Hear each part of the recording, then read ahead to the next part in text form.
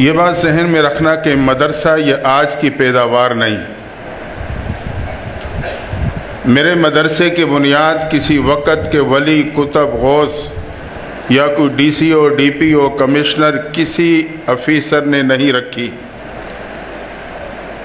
مدرسے کی بنیاد خالق کائنات نے خود عالم عرش پہ رکھی ہے۔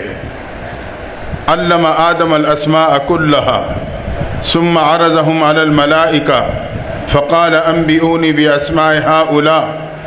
باقاعدہ تعلیم و تعلم کا سلسلہ جاری ہوا، پھر اللہ نے امتحان لیا۔ امتحان میں صرف حضرت آدم نے صحیح جوابات دے کے پوزیشن حاصل کی۔ پوزیشن حاصل کرنے کے نتیجے میں گویا کہ اللہ نے حضرت آدم کو انعام کے طور پہ زمین کی خلافت عطا کر دی۔ یہ سنت اللہ ہے، تعلیم و تعلم، امتحان اور پوزیشن لینے پہ انعام۔ وہاں سے مدرسہ منتقل ہوا، غار حرا میں آیا۔ اقرأ بسم ربک الذی خلق، تعلیم و تعلم کا سلسلہ جاری ہوا۔ وہاں سے منتقل ہو کے یہ دار ارقم میں آیا۔ صفا پہاڑی پہ مدرسہ ہے، دار ارقم کے نام پہ یاد کیا جاتا ہے۔ محبوب پیغمبر تشریف فرما ہیں، صدیق اکبر ایک پہ محنت کر کے اس مدرسہ میں داخلہ دلواتے ہیں۔ اللہ کی شان 37 طلباء اس مدرسے میں داخلہ لے کر صحابیت کا مقام پا چکے تھے کہ اللہ نے 38ویں درجے میں حضرت امیر حمزہ کو اسی مدرسے کا طالب علم بنا دیا۔ جب امیر حمزہ مدرسے کے طالب علم بنے، کفر سر جوڑ کے بیٹھا۔ ہمارے جرنیل ان کی شاگردی میں جا رہے ہیں۔ ابو جہل کی صدارت میں اعلیٰ سطح کا اجلاس خانہ کعبہ میں منعقد ہوتا ہے۔ مشورہ ہونے لگا مدرسے کا راستہ کیسے بند کیا جائے، قرآن کی تعلیم کو کیسے ختم کیا جائے۔ ہمارے جرنیل ان کی شاگردی میں پہنچ رہے ہیں۔ مشورہ ہوتے فیصلہ یہ ہوا کہ مسلمانوں کے پیغمبر کو قتل کر دیا جائے۔ اللہ کی شان ذمہ داری عمر کو سونپی گئی۔ عمر تلوار لے کے اسی ارادے سے مدرسے دار ارقم کی طرف بڑھنے لگے۔ ایک صحابی رسول جو ایمان لا چکے تھے لیکن مخفی رکھا ہوا تھا، ابتدائی اسلام میں اس کی گنجائش کسی درجے میں موجود تھی، وہ آگے بڑھ کے عمر کا راستہ روکتے ہیں۔ روک کے کہا، عمر اس حالت میں کہاں جا رہے ہو؟ عمر نے کہا، مسلمانوں کے پیغمبر کو قتل کرنے چلا ہوں تاکہ قرآن و مدرسے کا راستہ، محنت ہمیشہ کے لیے ختم ہو سکے۔ صحابی دل ہی دل میں تڑپ گئے۔ کہا، عمر پہلے گھر جا کے اپنی بہن کی خبر تو لے لینا، وہ بھی مدرسۃ البنات میں داخلہ لے چکی ہے۔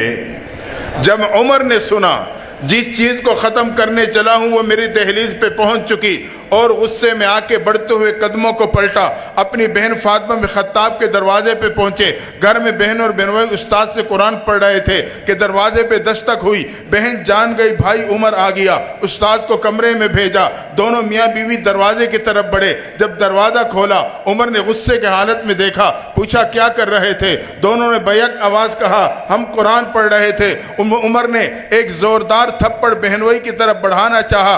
فاطمہ بن خطاب آگے بڑھی، خاوند کو بچاتے ہوئے اپنے بھائی عمر کا تھپڑ چہرے پہ برداشت کیا۔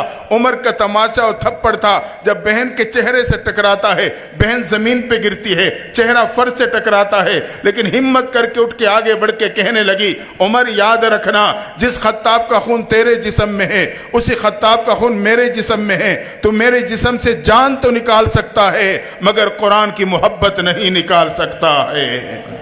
عمر نے جب بہن کا جملہ سنا، سر جھکا، آنکھیں بند، من کی کھڑکی کھول کے اندر جھانکنے لگے۔ زمین نے جھنجھوڑا، عمر کیوں انتقام پہ اترتے ہو؟ کیوں تعصب پہ آتے ہو؟ کیوں غیروں کے پروپیگنڈے کا شکار ہوتے ہو؟ مدرسے کا دروازہ کھلا ہے، قرآن کی درسگاہ کا دروازہ کھلا ہے، خود اندر جا کے دیکھ سکتے ہو ان کا نصاب تعلیم کیا ہے، ان کا انداز تعلیم کیا ہے۔ اور یہ مدارس والے، یہ تو کردار کا درس دینے والے امن کے داعی ہیں۔ زمین نے جھنجھوڑا تو عمر نے آنکھیں کھولی، سر اٹھایا، سامنے کھڑی بہن سے کہنے لگے، اچھا بہن مجھے بھی تو سناؤ کیا پڑھ رہے تھے؟ بہن نے قرآن سننے کے آداب بتلائے۔ بھائی پاکی حاصل کرنے چلے گئے۔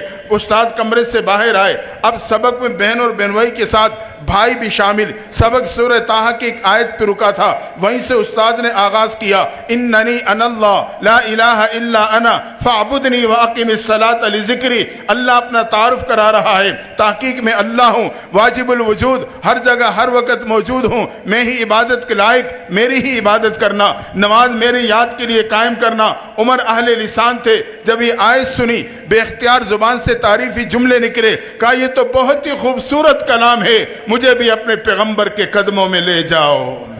یہ سننا تھا.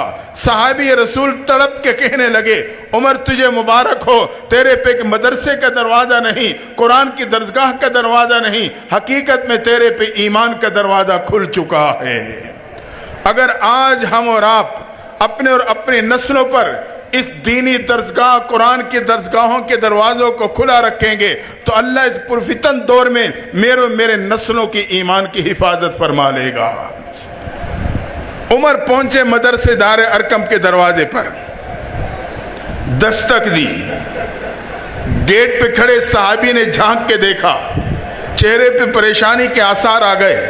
امیر حمزہ نے وہیں سے دیکھ کے بھانپ لیا, اٹھے گیٹ کے پاس کھڑے ساتھی کے پاس آئے. کون ہے دروازے پہ دستک دینے والا؟ کہا عمر ننگی تلوار ہاتھ میں لیے مدرسے کے دروازے پہ دستک دے رہا ہے.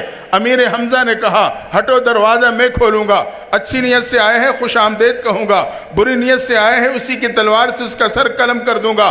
حضرت امیر حمزہ آگے بڑھے, مدرسے دار ارقم کا دروازہ کھولا. جیسے ہی دروازہ کھولا عمر نے نگاہیں اٹھائی تو امیر حمزہ کے چہرے سے ٹکرا گئی. عمر نے اٹھی ہوئی نگاہوں کو جھکا لیا. امیر حمزہ نے بھانپ لیا, انہوں نے اپنے جمے ہوئے قدموں کو ہٹا لیا. عمر نے قدم بڑھائے, صحابہ نے راستہ دے دیا. عمر بڑھتے ہوئے محبوب کے قدموں میں جا کے بیٹھے, چہرے انور کو دیکھ کے کہنے لگے اللہ کے نبی مجھے کلمہ پڑھا دو. یہ سننا تھا.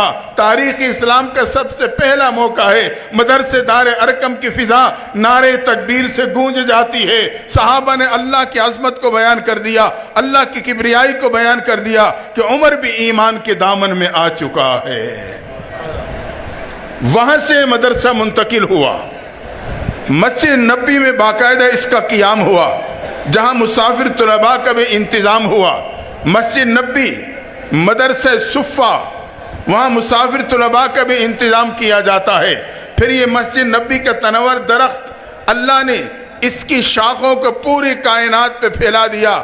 آج یہ ادارہ اس عمارت کا نام نہیں, حقیقت میں مسجد نبی کے اس تنور درخت کی شاخ کا سایہ ہے جو اللہ نے اس مسجد مدرسے کی صورت میں آپ کے اس علاقے پہ ڈال دیا ہے. اگر ہم اس شاخ کے سائے کے نیچے جمع رہے, قیامت کے دن اللہ مجھے اور آپ کو عرش کے سائے کے نیچے جمع فرما دے گا.